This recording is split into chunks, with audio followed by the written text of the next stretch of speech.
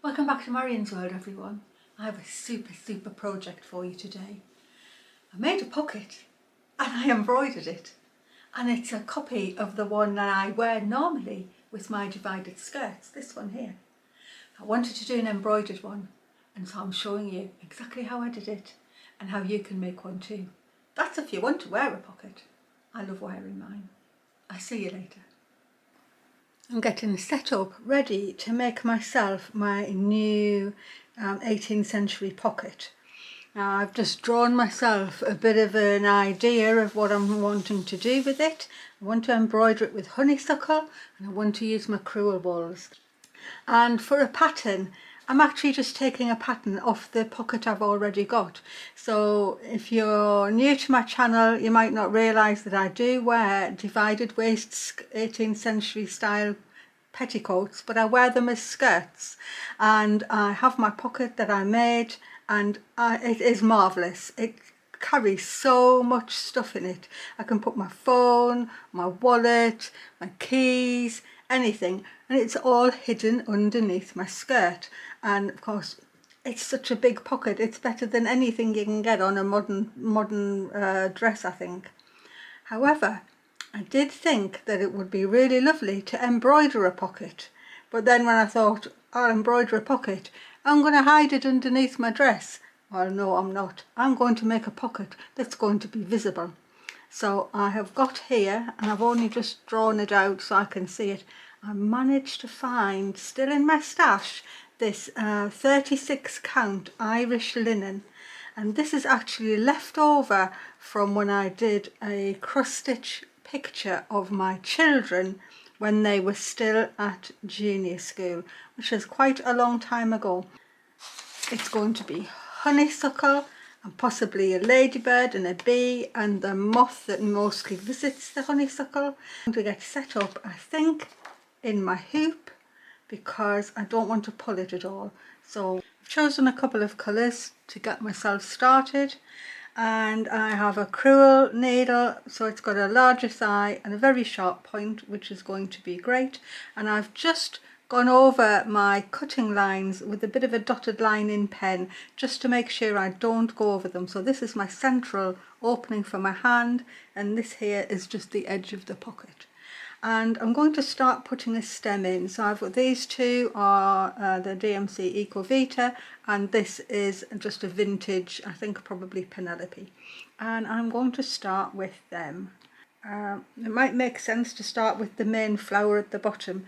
I feel as if I want to just work around it. I like to work all over the place at the same time, really. And so first of all, I just need to lay in the stems. So I'm going to do them in chain stitch. I'll get myself up to here, and then I'm going to transition to the brown for the bottom of the stem, because as honeysuckle stems mature, they sort of go a bit more straw-like and then brown, and then they're a bit woody. So at least I've started, that's the main thing, and I'm just sort of, even though I'm in the hoop, I'm managing to just I've got enough slack in my fabric that I can just go down and up in one go. But this will be lovely. If I can get this finished, it means I can wear it over something at Christmas maybe. Or just, it doesn't have to be Christmas. Just holding my thread out of the way while I go down for the next stitch. And then I support the point as it comes up, and that's how I can get this stem done in one go. Actually, I might whip down this stem again. Feels like that's what I want to do.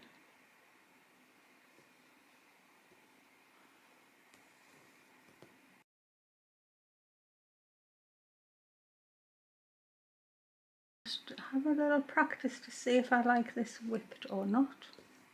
Maybe I do. Just have a practice before I make a decision. Yes, I think I do. So I'm going to use the rest of this to whip back down the stem. Just going under the chain stitches, but I'm going under every one, not skipping any out. So I think what I'll do is I will finish this thread off by taking it to the back and weaving under, and I'll get a few more of my stems in. I thought I'd work on a big flower, and I'll just show you how I'm starting it off, really, because really this video is about how to make a pocket, and if I do it all with embroidery, I'll have to change it into 2 videos or something. So I'm just going to show you how I start and put the flowers in. I'm actually going to do them in satin stitch and a bit of split stitch, and really just whatever stitch takes my fancy as I'm doing them. And I've just drawn on with a bit of pencil just to give myself an idea of where I want them to go. And I'm confident that if I don't do them in exactly the same shape, I'll just be able to cover up the lines, or you know, it won't really matter very much. So I'm just putting in some buds here, and there literally is just straight stitches wherever I feel I need to go to get a little bud in. And for these little buds, it doesn't really take very much. That's only going to take 4 stitches. And then maybe I'll fill in with a darker and a lighter pink.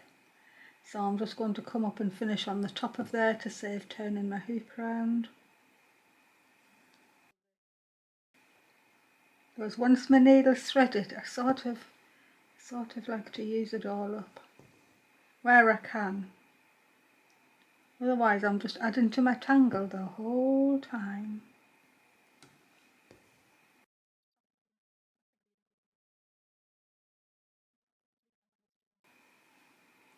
Really, this is just the sense of it being a bud.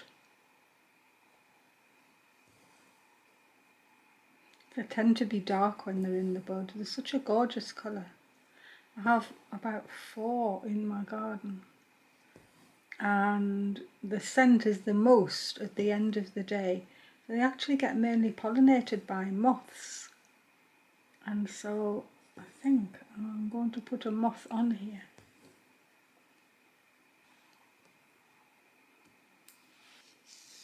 I'll put the pair of leaves in this Eco Vita.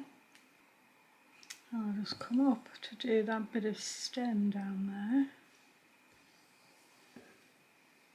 And just join in with the chain stitch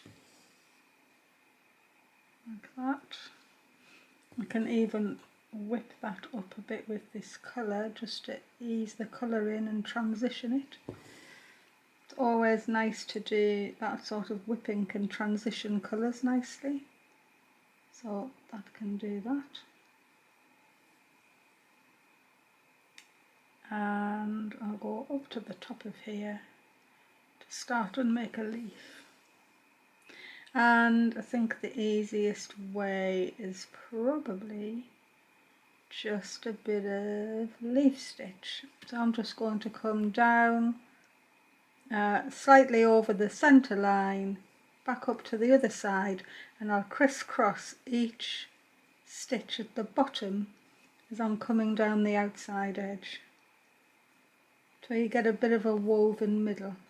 But it's a nice way of putting the leaves in, and you can get the sides as equal or not as you want, because you're doing each side together. Sorry, each side at the same time. I have got a bit of a shape on there just to show me where I wanted to go. I'm not necessarily following it.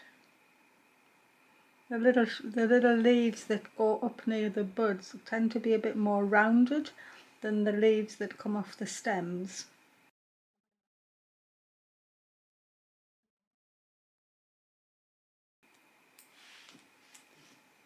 And I'm putting a bit of this in. This is very old crewel wool. This belonged to my great grandmother. So this is probably from the 1920s. And it's really, as you can see, it's very, very fine. And I'm going to come up and do the veins, which are usually paler than the leaf, and so I've done them with this sort of yellowy straw colour on there. I don't think I need to do too much on here. Just going to do one fly stitch, and that should be enough. And I'll do the same on the other side. I might just whip the rest of this round here just to give it a bit of colour. And I'm going to carry on whipping down the main stem.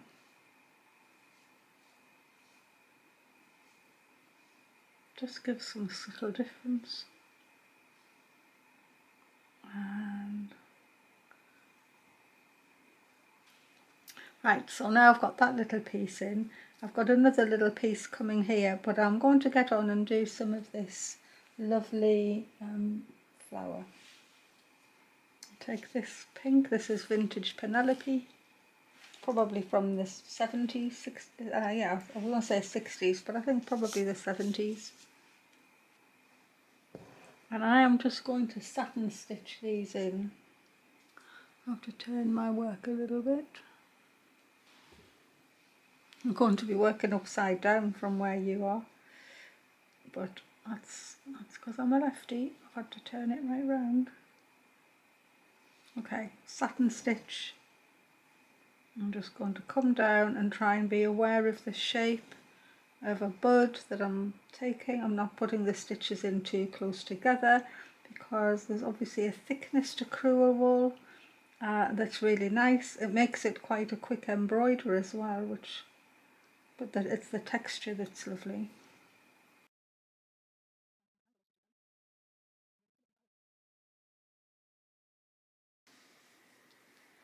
It's coming onwards. I'm going to just start and put in the open flowers, and I'm going to do it with a combination of this really pale primrose colour Eco Vita and this darker colour Appleton's wool. I've got the Eco Vita in my needle, and I think I'm going to do a bit of long and short, or as people think now, thread painting. I just want maybe to get the separation of the petals and everything, and I think it'll be easier to do it that way. So this is the top of the open flower, and I know there's sort of 4 petals that go up, but I'm just going to go straight across at the minute and then put the shading in afterwards.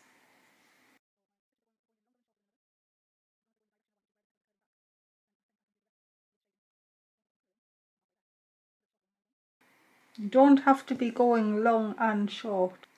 It's just really stitches of differing lengths, and as long as each stitch adjacent to each other is either longer or shorter than the one before, then you're doing it right.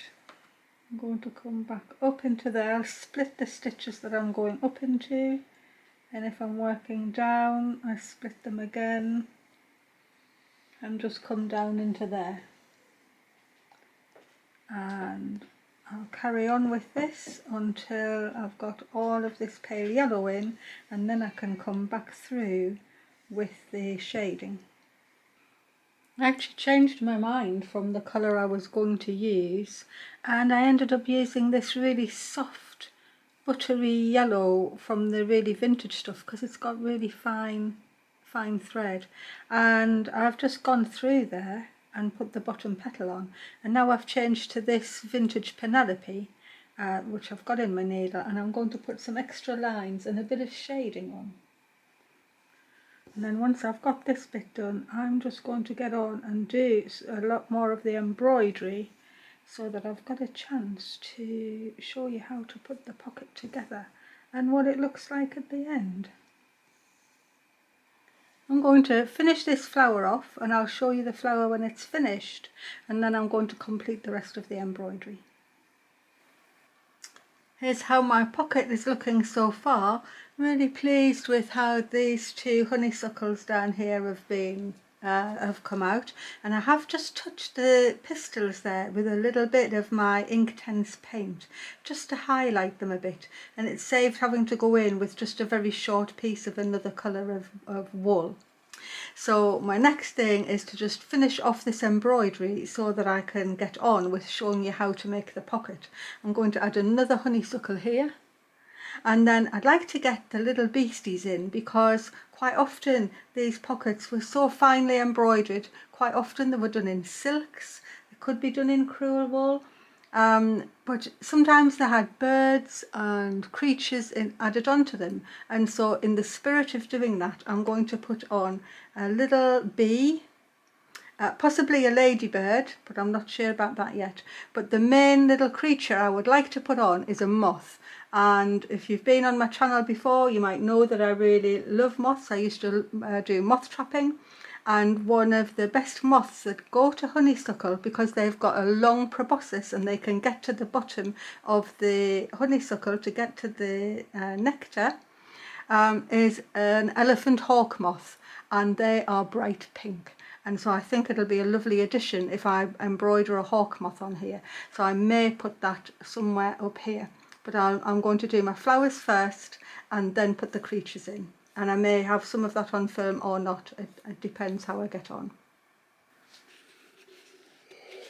My embroidery is finished, and I'm just cutting out the back piece out of this old pink stripy pillowcase, which I've had for a long time, and nearly was going to be what I was going to make the front of my pocket out of, until I changed my mind and realised I still had that linen. Anyway, I've cut out a piece for the back and also a piece to line the front, so that I have the back of my embroidery lined. And it just occurred to me that this might make a nice stripy binding. And so I've just come back on to show you how I'm going to do that. So I've got the back of this pillowcase still is quite whole, and if I pull this up into a proper diagonal, and so that the stripes are going at 90 degrees to each other, I'm going to get the longest piece I can. I'm going to iron this diagonal and then cut out some strips maybe about 2 inches wide along the diagonal, and I think that's going to make a nice stripy binding. I think the colour is going to look superb. I'm almost set up to start sewing my pocket together, and I just thought I'd show you this one and measure it so you could make one yourself. Now, I just drafted this myself. I wear this all the time with my divided skirts, and the measurement of it is, at the widest point, it's 9 inches across, which is 23 centimetres. It's 13 inches from top to bottom. 5 3/4 inches along the top, which is 14.5 centimetres. A slit, 6.5 inches, which is nearly 17. And so when I first did that, I was just practicing. I think I used a piece of paper like that, just put in half. But then once I cut it out, I realised it wasn't quite big enough. And so I just kept experimenting until I had one the size that I thought I needed. Now, obviously, I've had more than a year of wearing this underneath my various skirts, and I know that that handhole is perfect and the room in it is perfect, and so that's why I've modelled my new one on this one that I wear. And this is just made with linen off an old skirt, a thrifted skirt that was, brown linen. And this is off one of my dresses, just a leftover piece. And I made the bias binding myself, and the whole thing was put together on the machine. So there wasn't any hand stitching on this at all. However, this one is going to be on the outside, so I want it to look the best I can. So I've managed to get a lining piece and a back piece out of the old pillowcase, but you'll want to see my embroidery because it's all finished. So if I turn it round, you can see, oh no, there's the back. That's my back bit. There's my embroidery. and I'm really pleased with it. So I got, it wasn't what I was expecting to do in the end. I was going to cover it with roses and all sorts of things, and in the end I really enjoyed doing the honeysuckle. So I've got a lovely bee on here, hold it up for you. Got a lovely bee coming to visit the honeysuckle. I got a little tiny ladybird on, and the one I liked the most really to put on was, this is a small elephant hawk moth, and that is the colour they are. They are bright pink and lime green. They're a common UK moth, and that is about the right size of them as well. So I'm sort of trying to do things a little bit life size if I could. So I used my crewel wool throughout, with the exception of I went to black stranded cotton for the bee's wings and the little bits of highlight on his body with stranded cotton, because the crewel wool was just too large to do that. And the moth, I really didn't have this bright pink in my crewel wools, so I actually stitched it with this pink here, and it wasn't successful at all, and so I went over it with the very bright pink stranded cotton, just one strand, and I also went over with some lime green, and then his lovely white antenna and his white legs, they're also in cotton. And that is exactly how he looks. If you want to look him up, you'll be amazed at how colourful an elephant hawk moth is, and they have white antenna and white legs. So I'm now ready to turn this into a lovely pocket, and so I'm going to just layer my front and lining, which I think I'll use this as a lining. I can do it that way out.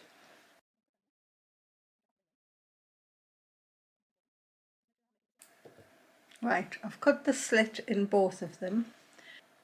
So first things first, I need to get the binding onto here, and I've ironed them together. Look at that, I think that's just going to be perfect. It's going to look lovely. So I've got my sewing ham here, ready to do hand sewing. I'm going to pin my bias edge to edge with my front and my lining. I'll just make sure I'm going past it there at the top, and I will be able to sew down the ironed crease. I'm not going to overstretch this at the moment. So if you haven't done hand sewing of things before, I actually do have a couple of hand sewn projects on here, and I really enjoy doing hand sewing. So I will need my thimble, which I've seen somewhere. Here, thimble is going on my middle finger. I've got normal machine sewing cotton in my needle, and it's just a beige because it'll go with everything. I have a knot on the end, and I'm just going to pull my ham in a bit and get myself started off right at the top. And with a ham, hand sewing with a ham to help you, you sew towards yourself, and if you anchor your sewing in, then it's almost like having a third hand to hold things, because your non-dominant hand, which for me is my right hand, is then just supporting all of my work that I'm putting together. So I've just done some back stitches there to get myself started off, and then I'm going to transition to what's called a running back stitch. And so I'm just going to take 1, 2,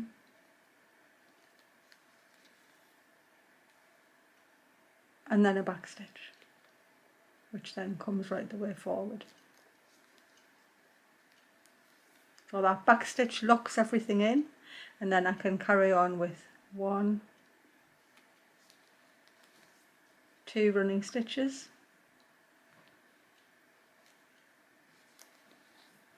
and then a back stitch. And you'll see on other videos, sometimes I do 3 in between, sometimes I do 2. It just depends what I'm feeling like at the time and what sort of rhythm I end up going in. Take my pins out as I go, and as the length gets longer, so you work with your hand on the curve of the ham so that there's room for your hand. No, I'm not up here holding it up. There's room for my hand to be under that curve and keep my work straight. I'm not working over my finger. I keep everything flat, and so I'm just supporting everything. And you keep on working forward. And sometimes you can get, your 2 running stitches in at once, but I've actually got 3 layers of quite thick material here, so I'm just going to do them individually all the time. So a running stitch, running stitch, and a back stitch.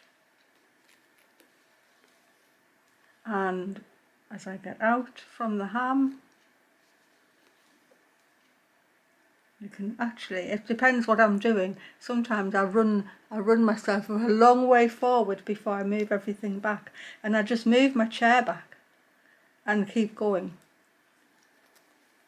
But now I can actually take my pin out, move my sewing back, put the pin back in, and the pin points towards you with its point, so that as you pull, it doesn't pull the pin out, and you can put quite a bit of tension on there, which is what you need when you're hand sewing. I actually love hand sewing, and this to me will not take long at all, and I feel it'll be lovely to get a beautiful hand sewn pocket, especially when I've taken virtually 3 days to do that embroidery. That's how long it's taken, but that's lovely. That's what more enjoyable thing to do than spend 3 days doing embroidery. I love it. So I'm going to carry on with this. I'm going to ease around the bottom, and of course you can do the whole thing on the machine. You can just use a piece of material like I did for my original one. That was just leftover piece of material from making a dress. So a leftover piece of quilting cotton or a leftover bunny piece of anything. As long as you can get your pocket out of it, it's going to be fine. And that's what I did for my original one that I use under my skirts. But this is going to just be different because I've done the embroidery. And it was because I wanted to have one that I could wear outside. Easing it round.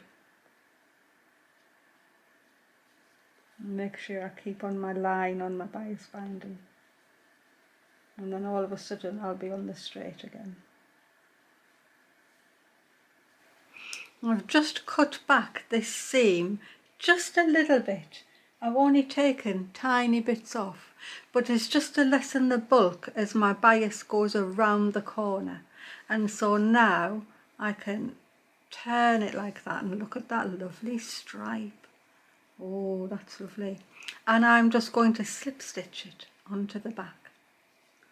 And I'm going to be super careful as it goes around the bottom of the opening here. Make sure that it all lies as nicely as I can get it.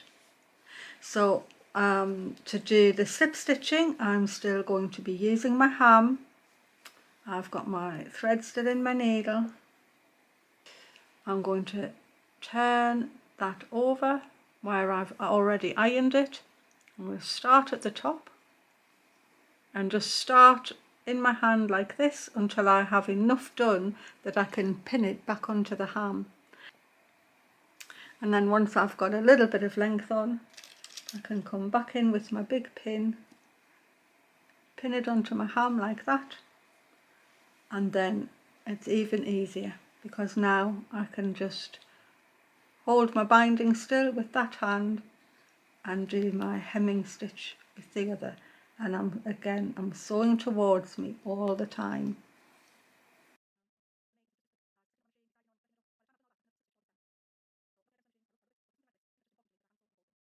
And so I'm going to carry on doing that.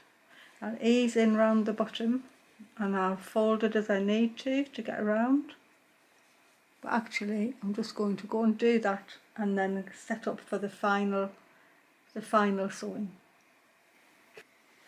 That's come out very well indeed, and I've almost got the stripes matching. Just by serendipity, it's come out that the stripes are just about matching. And down at the bottom there was a little sticking out bit as I'd gone round the corner, and all I've done is tacked it down. I've tacked the point down on the outside and on the inside too, so that should stay secure. So I've got a little crossover piece there, just so the binding will stay out on the outside all the time. So my next job is to go around with the bias binding and do it again. So I've clipped together, but I'm going to unclip and I'm going to sew this binding all the way around and do exactly the same as I've done there for the whole thing. I hope if you're enjoying this, are you finding that you're learning something, or is something you might want to do yourself, that you put the like button and subscribe if you haven't already. I keep forgetting to ask those sorts of things because I never sort of think about it, but definitely helps YouTube recommend the video out more. So it's important to me that as many people are able to see my videos as possible. So definitely, if you're enjoying it, just, you know, press the like and watch to the end and things like that. It's always, they go on about metrics, and all I'm doing is sitting here sewing and hoping that you find it lovely. Anyway, I've come to the end of that thread, so I'm just going to do 3 overcast stitches to finish off that thread. Put my needle in there as a pin cushion, thread in the jar, and I will now get another piece of thread and I'll get ready to, oh look at that, I can't believe the stripy pillowcase is going to end up making it so lovely. I'll finish off this, I'll get this trimmed back ever so slightly and then turn it and hem it on the back, and then really all I have after that are the waist ties to put on. Now I have cut some already. I've cut the stripes, the long length of the pillowcase, and I thought if I cut 2 stripes in a bit and I've ironed that little bit in and ironed the white over, I think I can get a waist tie that's then pink on one side and white on the other, which will look nice when it's tied in a bow. But I'm still going to do these by hand, so these are going to be pushed over like that, anchored in onto the ham, and I'll work my way down. It won't take me very long, and they'll get attached to the top. They have to go right across the top actually. I don't think I want the bias binding along there because I don't think I want the stripy bit. I think I'd rather it was plain, and so I've just cut off a little piece of my leftover and I'm going to sew that on flat like that and close off the top of my pocket. And as I come to the end, when it goes like that, I'll neaten the end up and I'll tuck my waist ties in. Now you don't want equal waist ties, but I'll show you that right at the end of why you want them to be different lengths. And but I'll show you that, and I will get changed and I'll model it on one of my dresses. But look at this, I never realised I was going to have stripes, but it looks super nice. Well, my lovely pocket is done and I'm absolutely over the moon with it. I finished these long ties. They're just 1/4 of an inch wide because I just used 1 inch width of fabric and turned it in both sides, and I have just slip stitched along, and I finished off with a little knot at the bottom just because I thought it would look lovely. So I am actually going to get changed into a plain dress so I can show you how this works and how it's going to look lovely. So here I am wearing my new pocket, and I think it looks lovely with this dress. I'll step back so you can see it. I know you could wear a bum bag, you could, you know, just use a little shoulder thing, but sometimes you just want to wear something pretty, at least I do, and I like wearing dresses. And this dress It is vintage. It has no pockets, and so I'm always either carrying a handbag or a shoulder bag or something else. And actually I think that this beautiful embroidered pocket is just going to be super. I'm going to show you how much will go in. There's my phone, into the bottom.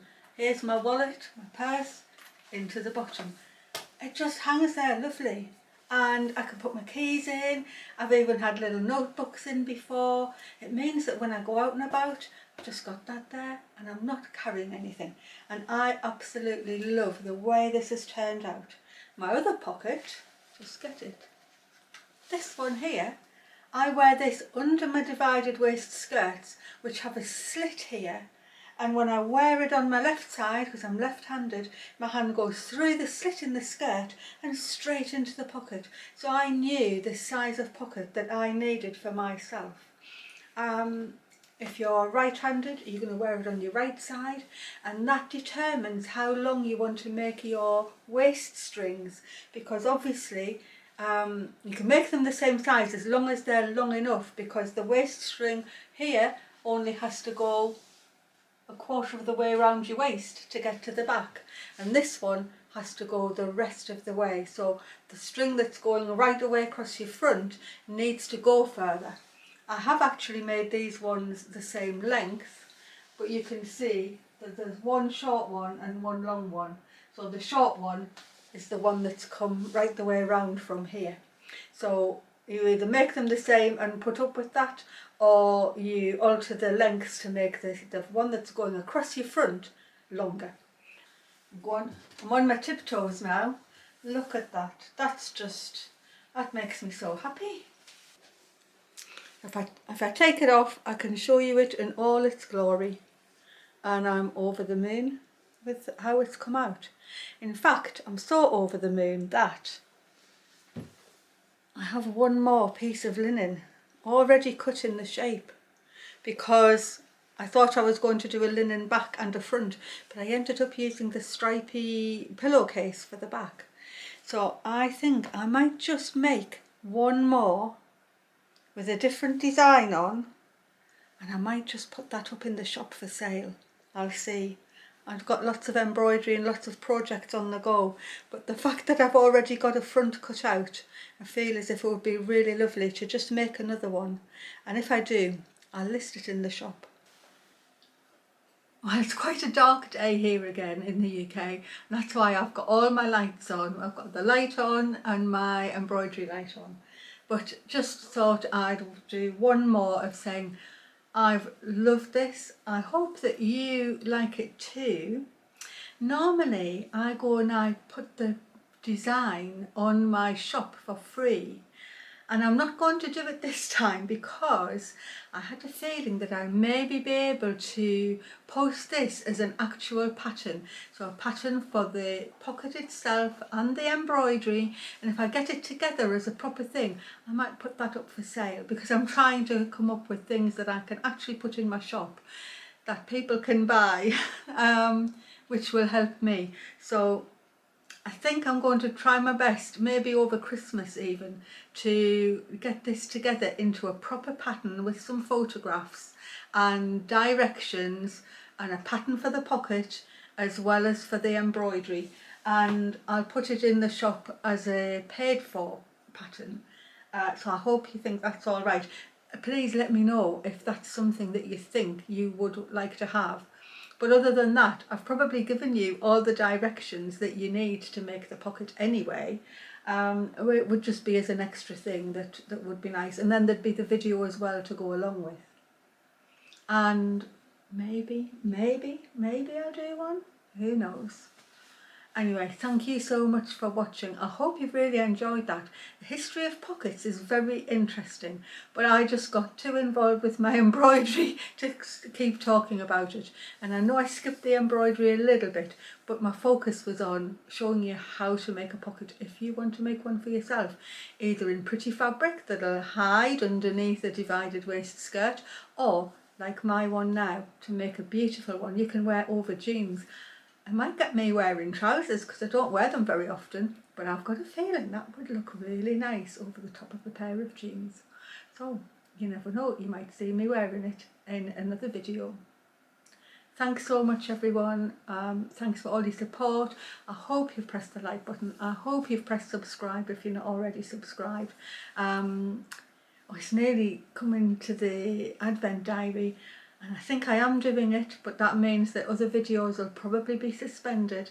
So I haven't quite worked out what I'm doing yet or which direction it's going in, but you'll be the first to know.